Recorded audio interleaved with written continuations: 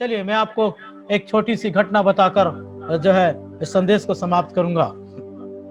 और ऐसे लिखा है धर्मशास्त्र के अंदर दो व्यक्ति थे जिन्होंने अपने घर बनाए। एक ने चट्टान के ऊपर बनाया और एक ने जो है बालू के ऊपर बनाया। दोनों ही घर के ऊपर तूफान आया, दोनों ही घरों ने तूफान का सामना किया, लेकिन बालू पर जो घर बना वो गिर गया और चट्टान पर जो घर बना वो स्थिर रह गया। समझ में ये आता है कि वो घर चट्टान में बना था इसलिए स्थिर रहा।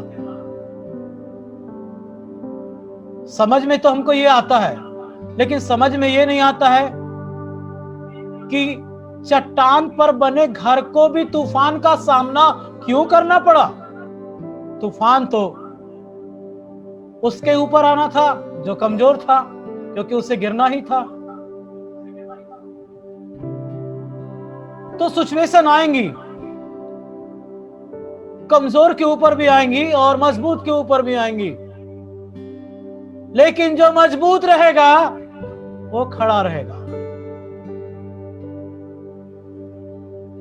जो मजबूत रहेगा वो खड़ा रहेगा। सिचुएशन सब के ऊपर आएंगी, सिचुएशन अमीर के ऊपर आएंगी, सिचुएशन गरीब के ऊपर आएंगी, सिचुएशन विश्वास करने वालों के ऊपर भी आएंगी, सिचुएशन ना विश्वास करने वालों के ऊपर भी आएंगी। जो मसीह यीशु में नहीं है सिचुएशन उनके ऊपर भी आएगी, जो मसीह यीशु में है सिचुएशन उनके ऊपर भी आएगी, सबके ऊपर आएगी। परिस्थिति कहीं भी क्रिएट हो सकती है, लेकिन जो मसीह यीशु में स्थिर है, जो मसीह यीशु में गहरे तरीके से स्थिर है, जिसकी नेव चट्टान पर डली हुई है।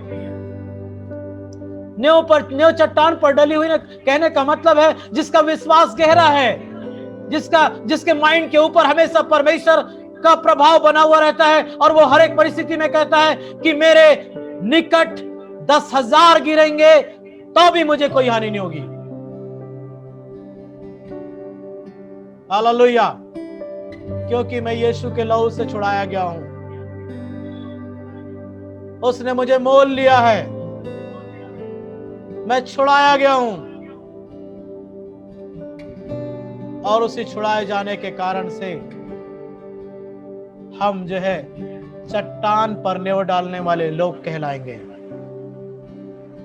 बहुतों के घर ढह गए, बहुत लोग इस दुनिया से निकल गए, नो प्रॉब्लम।